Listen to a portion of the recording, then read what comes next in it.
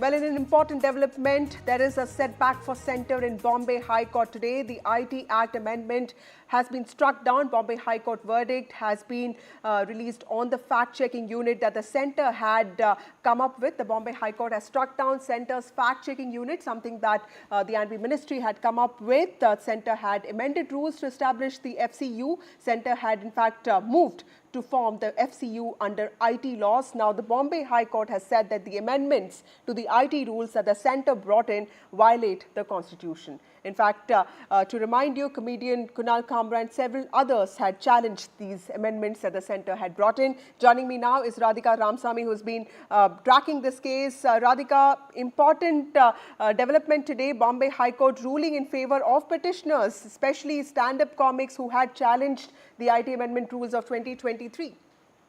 That's right. A very significant development. Bombay High Court ruling in favour of petitioners Kunal Kamra as well as several others, including Editors Guild and a few media organizations who had challenged the IT amendment rules, which in fact had empowered the central government to establish a fact-check unit to identify fake, false, misleading information online. The court, in fact, striking down this particular proposed IT amendments. In fact, the third judge of the High Court had delivered the verdict just now. In fact, the matter had gone to the third judge after a division bench of Bombay High Court a few months back had delivered a split verdict as far as this matter is concerned.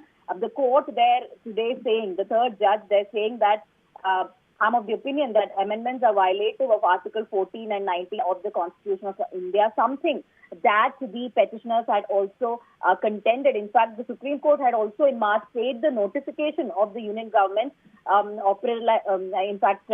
operate the fact-check unit till the constitutionality of the same is finally decided.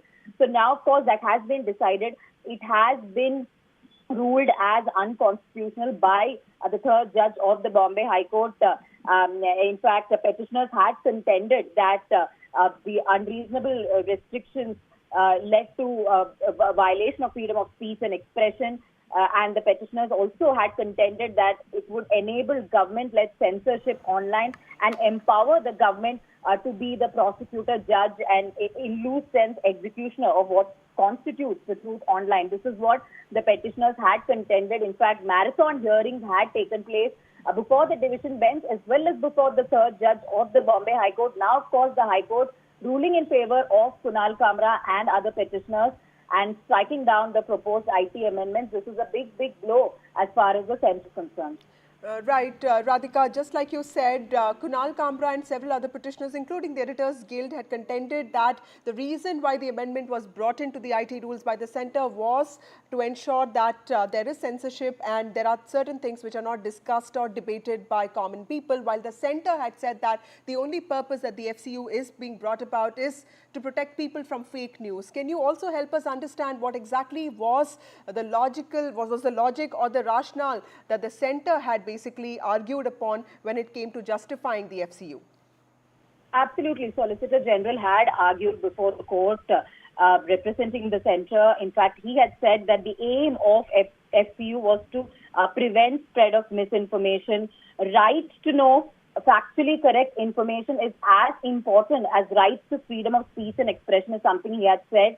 And he also, in fact, reiterated time and again that government is not going to be arbiters and the fact-check unit scope is confined to government business and therefore will not interfere with personal opinions, criticism, humor, and so on. So this is what the government had time and again reiterated, that they will not get into other space where there's opinion being given, criticism, or any sort of humor and satire.